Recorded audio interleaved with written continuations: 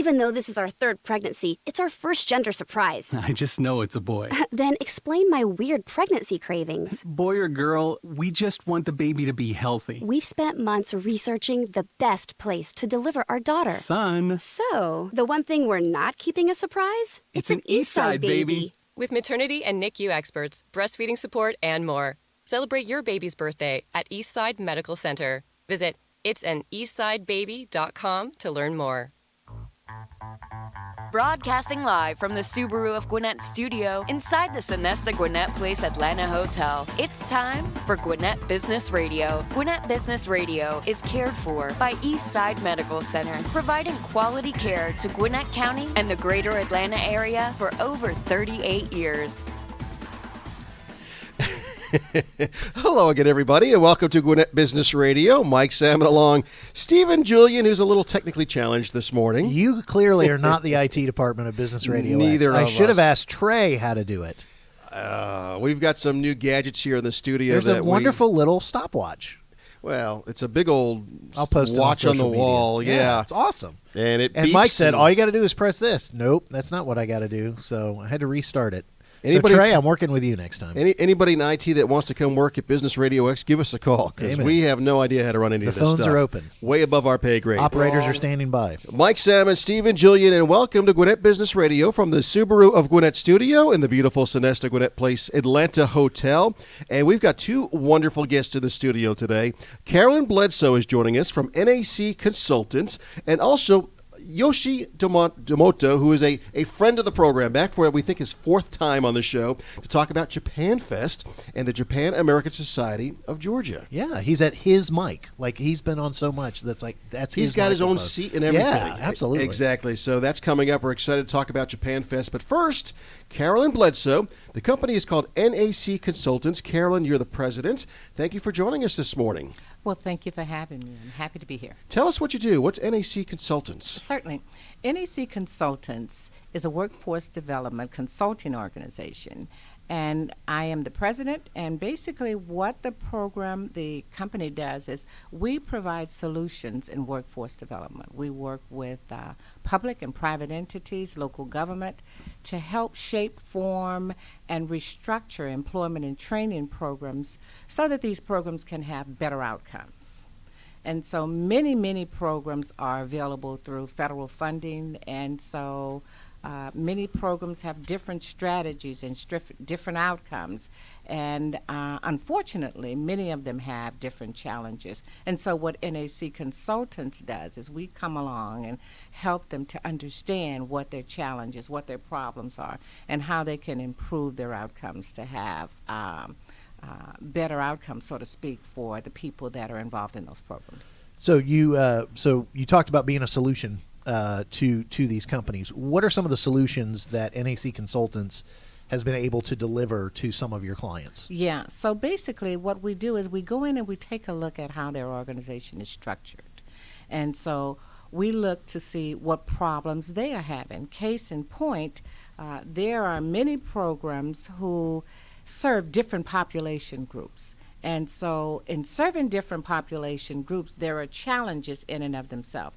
A case in point would be those companies that are those organizations that are serving ex-offenders, are those organizations that are serving veterans that are coming out of the military. And so what we do is take a look to see how they're working with community organizations, how they're addressing the challenges that this population group, and what solutions that they provide to make sure that they're able to move from one level of involvement into their program to the next. And often this involves the training and support services and just following up to make sure that people who are enrolled into the program know how to navigate different systems so that they can easily achieve a better outcome. Carolyn, I know you work with a lot of, you mentioned government agencies, public, private sectors, and so forth, a lot of businesses. There's a lot of challenges out there, and I know one would be the skills gap out there, finding people to fill the positions. And we could probably go down a whole litany of a list here of all the challenges you're facing. So we'll hit on a couple here, but how do we address the skills gap? That is the number one problem that companies are facing all across the land. And it is like the big the question that nobody knows the answer to. And so there are some instances where you have authors, or you may have consultants, or you may have some companies and some programs taking a stab at it. But the challenge is the lack of symmetry or the lack of connectedness in addressing this. And so skills gap is something that is ever changing. And so one of the things that many people often thought was, oh, people just don't have enough skills in science, technology, engineering, math. They thought that typically was the skills gap. But it's deeper than that. It's deeper because you have an ever-growing retirement community. People are retiring at a faster rate than ever. And then you have the emerging of your millennials. And so with one group leaving the workforce and another group coming into the workforce, how do you bridge the gap to make sure that all of that information that the individual is leaving who's retiring is able to transfer to the millennials? And then you have the different population groups that are just being left out.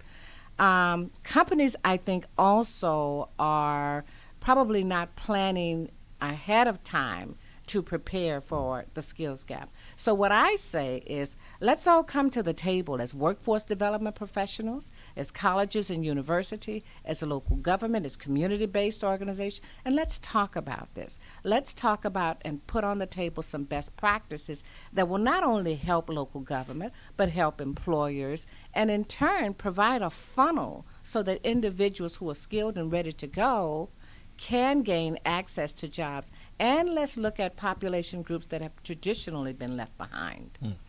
So, Carolyn, Mike asked about the skills gap. I'm going to take the conversation to the company that is kind of fully employed. They've got all their employees in place, and they're keeping up with their growth. They're not necessarily need to add more employees. What are some of the best practices for those employers to kind of retain the employees they have? How do they create an environment where they're creating a team, a community where people are going to want to keep growing with the company?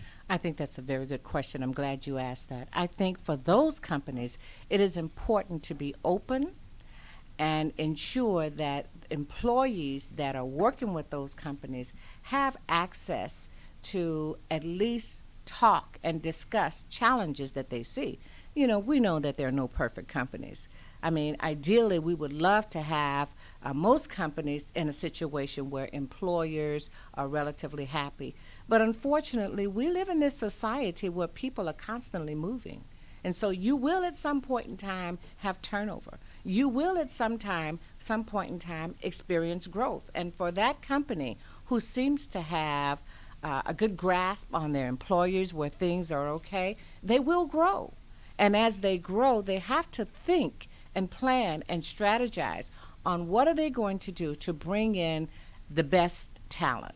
And once they get the best talent, how do you retain them? And how do you work with the people that are there now to move them up to a higher level so that you can retain them and that you can make sure that there are no gaps? So it really is a three-pronged approach in looking at how you ensure that you as a viable company make sure that you address all of the aspects of what's needed to ensure that that there aren't gaps in the skill sets that you need for your current employers and for future employers.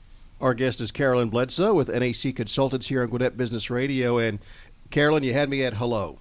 I'm hearing you, and I'm impressed with what you're saying. You obviously know your stuff, so I want to ask you about you and your background and how you got to where you are today. Sure. Well, that's a good question, too.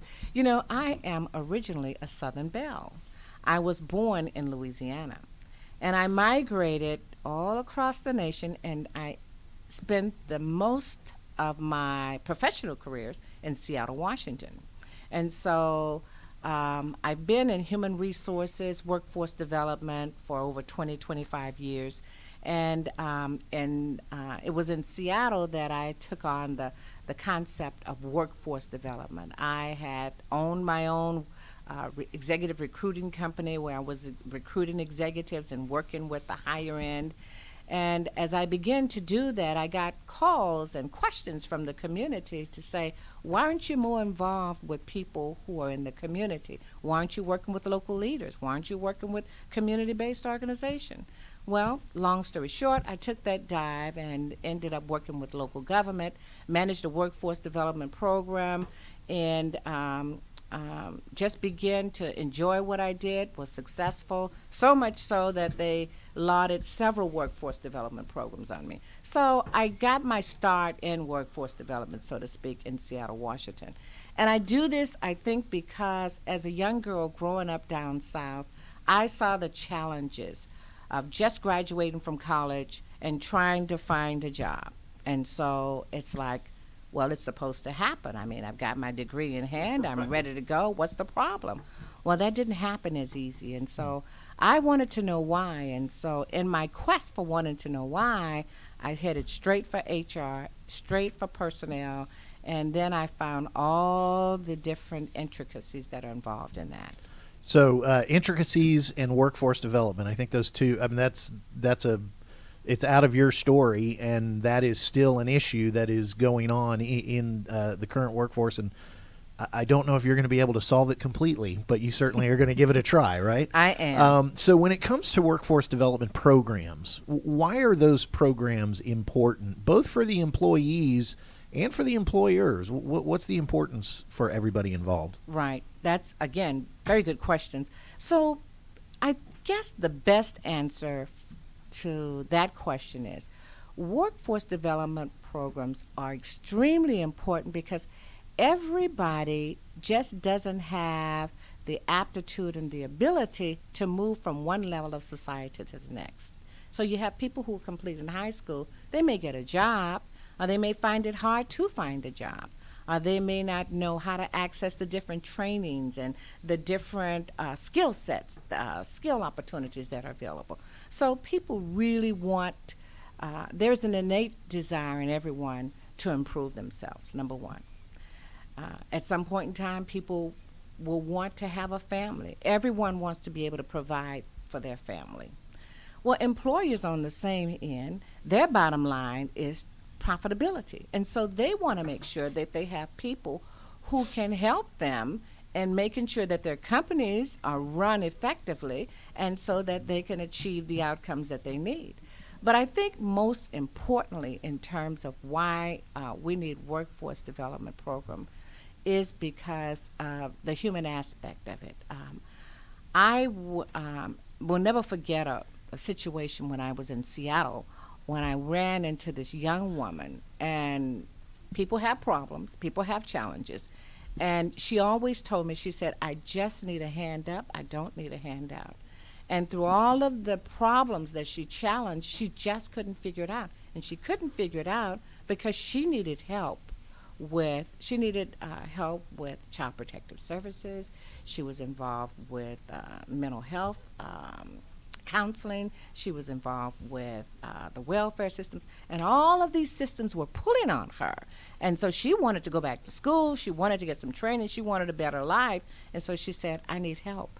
And there are millions of people out there who are just like her. And so workforce development programs come alongside and provide people with the direction, the guidance, the support, and the resources to at least be able to make a path from A to B. And they're able to go to school, get training, find a job, and extract themselves from this cycle of poverty. Wow. Well, I love the work you're doing, and there's so many more topics we could talk about, but we're running out of time. Who do you want to hear from? What are the types of businesses and companies that you would love to be able to hear from? Because a lot of companies and businesses out there sometimes don't realize there's an issue or don't know where to go. So how's the best way to engage with you? You know, your mega companies, I think, often, for all practical purposes, do a good job in terms of making sure that they have personnel departments and people who are working to hire people. So I think that, particularly here in Atlanta, I'd like to hear more about how Costco is addressing their skills gap, how Coca-Cola is addressing their skills gap, how Wellstar, how some of the other public organizations, even what is. I know that Chick-fil-A has, ideal company, but how do you deal with the concept of bringing people on who are traditionally unskilled? And so is it just an instance where you say you don't have the skill sets, we're not going to hire you? Are you open to working with other programs who can provide some type of solutions? Because oftentimes you pass up good employers. One of the things you said at the very beginning of the interview that I just want to ask and kind of follow up on, I got a little confused, which Mike will tell you happens almost every show. It sounds like some companies, there might be some governmental programs that they can kind of tap into where which might actually help pay for some of your services or all of your services. I mean, so I did hear that right, correct? So there are many ways in which there could be partnerships and opportunities in which NAC consultants can work companies. And so the concept or an opportunity where you would have a company who says, we want to provide an opportunity to make sure that we have wage progression opportunities. Sure. In other words, there's this pool of people that we're working with, and we want to make sure that they have the skill sets so that they are, for lack of a better word, promotable, so we can move them up to the next level. How do we do that?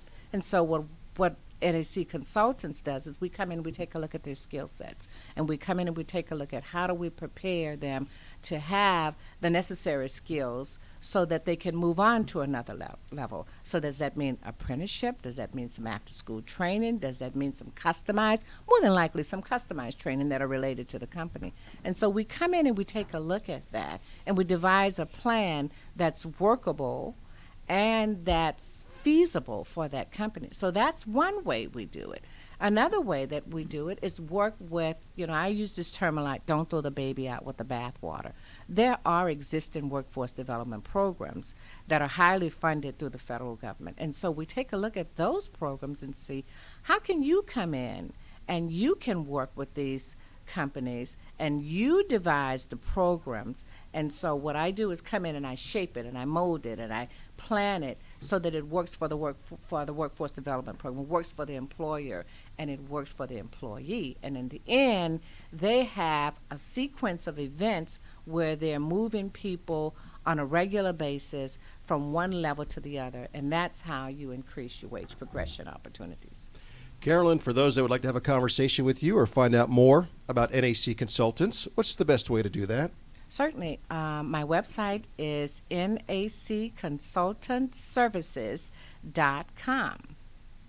You can find me on LinkedIn, and you can find me on Facebook, NAC Consultant Services. And I want to make sure I got it right. NAC Consultant Singular Services. Yes, one S. Right. I want to make sure the one S is in there. Great. Right. Well, Carolyn, great stuff. Very impressive. Thank you very much. Well, thank you for having me. I appreciate it. Carolyn said we asked some great questions. She had some great answers. I know. Very good. I know.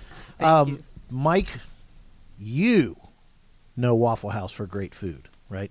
I do. Almost everybody listening to this show knows Waffle House for great food served by friendly people. However, Waffle House is also known as a place for a great career. It's a place where you work in a family atmosphere that promotes success, inclusion, and genuine care for customers and teammates. Whether it's a server or a cook or a host or a manager, Waffle House has the right recipe for success for you. Go to whcareers.com today and learn more. I have a lunch meeting today. Guess where it's going to be at? Waffle House. Exactly. And I know what you're going to have. Because grilled cheese. Yes, I am. Grilled cheese sandwiches. I love the grilled cheese sandwiches. And also love is what makes a Subaru. Get big savings and enjoy their hassle-free experience. Subaru of Gwinnett, where people sell cars. Visit SubaruofGwinnett.com today and join their family. Come on in and see the difference. And for more, check out their offers and news and community events on Facebook and online. And, of course, we are broadcasting from the Subaru of Gwinnett studio. That was a great segue. I have so much to learn from you, Mike. Oh, my God, please. All right, Yoshi Domoto is here. He's with the Japan American Society of Georgia. He's a returning guest. Every year he comes in and talks about JapanFest. And this JapanFest gets bigger and bigger and better every and better. year. Absolutely. And I like to think that we're maybe a small part of helping. Teeny big. tiny part of it. So Yoshi, welcome back. Great to see you. Well, thanks for having me back and keeping my seat warm. Really appreciate it. Yes. Before we talk about this year's Japan Fest and all the great things that are going on, talk about the Japan American Society of Georgia and what that organization does. Sure. The Japan American Society of Georgia, we're a nonprofit organization that basically brings together the Japanese and American communities together here in Georgia and throughout the Southeast as much as we can as well. We do that through business development, so introducing Japanese companies to American companies and vice versa. Culture exchange, teaching Americans here about Japanese culture, various aspects of it, but also teaching Japanese people living here about living, working, and going to school and getting them acclimated to the lifestyle here in the U.S. Educational support, we help students learn Japanese. We also help Japanese students learn English and then provide programs to kind of promote those studies. We send students from Georgia to Japan every summer, and actually this year we're sending some in the fall and in the spring as well. And then we also host students from Japan all year round, so kind of we do short-term and long-term programs to help them kind of learn about America and the English language. But everything revolves around kind of the person-to-person relationship. So we try to build friendship between Japanese and American people as much as we can. And is it fair to say that JapanFest that's about to come up on the weekend of the 21st of September, is that kind of the culmination, the all-in-one, kind of the one of the biggest ways to kind of bring all that stuff that you do on a local level and in individual schools and in individual families and businesses? Is that one way to kind of bring it all together into one big gathering? Oh, most definitely, yeah. It's in sheer numbers, it's our largest event of the year. We bring in 20,000 strong each year. It's a 2-day festival that encompasses everything about Japan. So whether it's all the Japanese investment happening in our state, there's over 600 Japanese companies in our state that have invested over close to $11 billion. Who've hired 37,000 folks. Wow. So very close economic ties, right? So there'll be a lot of Japanese companies that would be on display in a little mini trade show kind of area called JBIG, or Japanese Business in Georgia. There's a lot of cultural kind of workshops, from calligraphy to cooking, to Japanese haiku, to all sorts of kind of arts and crafts. We have cultural displays there as well. A lot of educational components, music, martial arts, dance, you name it, we'll have it at JapanFest. And then speaking of great food at Waffle House, we'll have great Japanese food at JapanFest too. So it's definitely, like you said, a culmination of the friendship that Georgia and Japan share, and it's a big celebration to kind of bring people together, really. All right, so first off, J-Big, Japanese Business in Georgia. I like it, but that sure sounds like a wrestler's name, right? J-Big. Like a former sumo wrestler who turns into a professional wrestler, and he calls himself J-Big, right? That's right, So yeah. that's free. You can have that. I know you'll never use it, but you can have it. So let's give all the details. I know we'll do it at the end, but let's pay it off right at the beginning. So the dates this year, the location, and where everybody can find all this stuff that you just talked about, and then we'll talk more about the stuff you just talked about. Sure, yeah. So JapanFest 2019 coming up September 21st and 22nd. Again, September 21 and 22 at the Infinite Energy Center. We've been there over 10 years now. We're really excited this year as you all know, they're doing a huge expansion project, right? So, so little by little, the venue is changing a little bit, and this year there's going to be a whole new parking deck. So a lot easier access into the building and to the festival. All you have to do is just go into the parking deck, just kind of walk over the bridge and go straight into the festival, where in past years, people have to kind of take a little trolley or, depending on what time they got there. It was a kind of a harder access, as you know, Mike. But last year it was packed. Yes. So, and with all this stuff going on, I'm sure there's a cost to get in the door to look at any of this, right? There is. So in advance, online, it's $10 for the whole day, and you get to enjoy Hold on. When I went to another big festival that happened downtown, just to get in the door, I had to pay like $75 for the day. Oof. So you're saying $10? $10, get you in the door. Just to get in the door, and for all that stuff, music, and you get access. I mean, I'm sure there are other things that cost a little more, right? There are some other shopping parts and food and of things it, like right? that, But just to get through the door is $10. Yeah, right. Come on. Why do you think I get to this thing is so popular? I get to see I get to see good music. I get to see good culture. I get to and I got to pay a little bit, but maybe there's some free samples of the food. Exactly. Yeah. Okay, man. But get it online, because if you get tickets at the door, it's $12 and $2 extra. But yeah, so it's and a because great it's deal. at Infinite Energy, parking is free. Parking is free. Because that was another thing at this other convention I had to go to. Oh, I had gosh, to pay yeah. for parking, and it was like another $30 or $40. So, But the location, too, to be in Gwinnett County, which is one of the most diverse counties, not just in Yes. Georgia, but in the entire country. I mean, you've got a home run just with the location, I think. Yes, yeah, Gwinnett County. We've loved being here. Such a diverse community here. So it's not just Americans, but a lot of international folks live here in the community in the surrounding areas. any truth to the rumors that the expansion at Infinite Energy is specifically because of how big JapanFest has been getting over the last 10 years? Well, like you all say, we're growing each year. Exactly. Last year we had 23,000, but so we're hoping to grow with the venue, right? I like it. So as the venue gets bigger, we 25, 30,000, 40,000. Sky's the limit. My concern is you grow so big and you leave Gwinnett County. No. Yeah, I know. Because if you go down there, then they're going to start charging $50, $60 through downtown. I'm just kidding. Every year, Yoshi, when you come by to tell us about JapanFest, something new is added every year that just blows our mind. What can we see maybe this year that maybe we have not had the experience of enjoying J-Big in the wrestler, past? right? That's what. No, I'm sorry. I'm just kidding. Go ahead.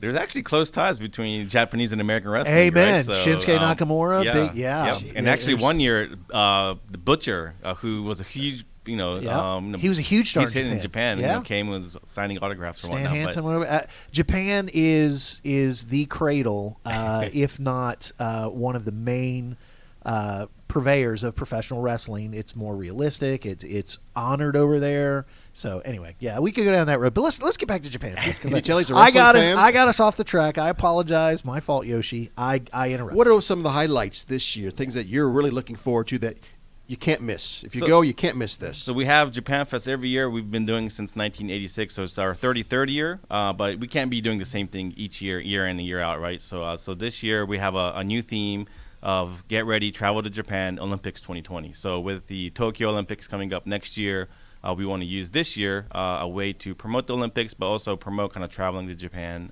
So we have a whole lot of displays to kind of promote the Olympics and different activities surrounding it. And Japan has 47 prefectures, so we'll have various prefectural promotions of Tokyo, Osaka, Yokohama. The big cities are great too, but we have kind of the smaller cities, smaller rural areas that will have displays to kind of talk about some of the highlights that they have as well.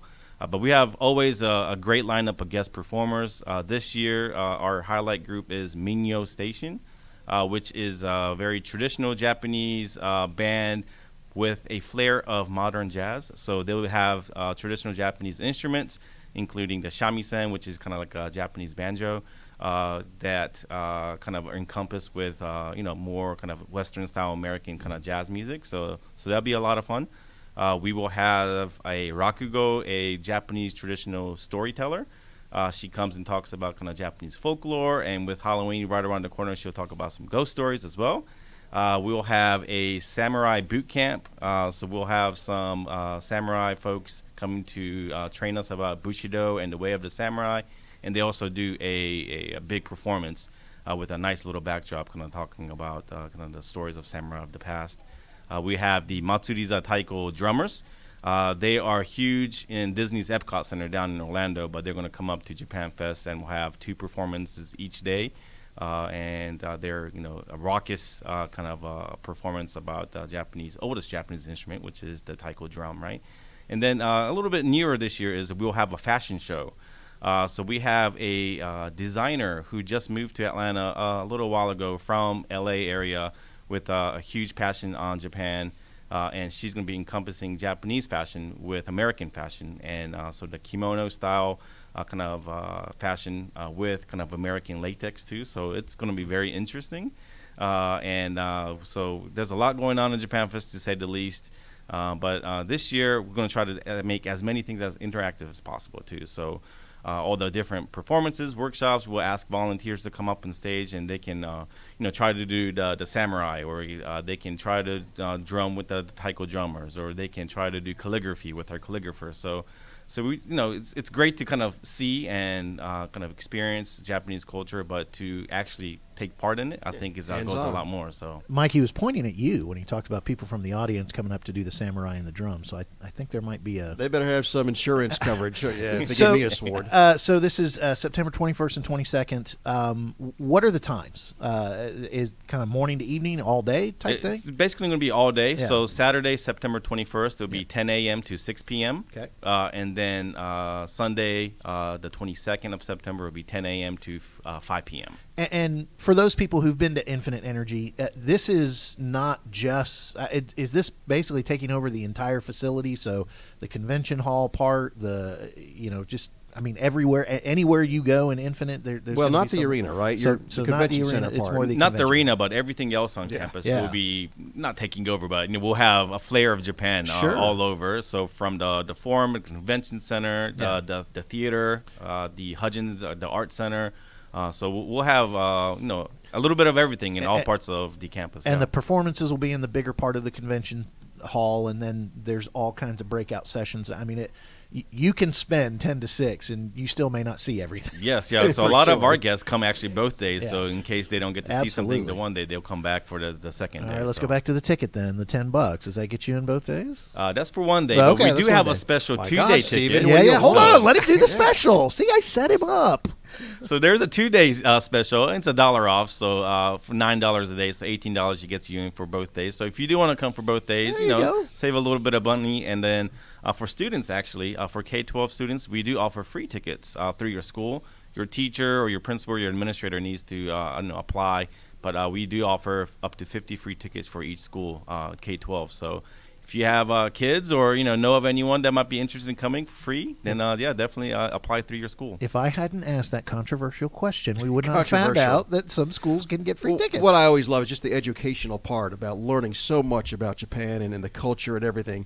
A reminder, the dates, it's the weekend of September 21st and 22nd at the Infinite Energy Forum in Duluth, Georgia. But if you're listening to this podcast after that date, there'll be a 34th year of JapanFest coming up next year, so don't worry about it. September, right?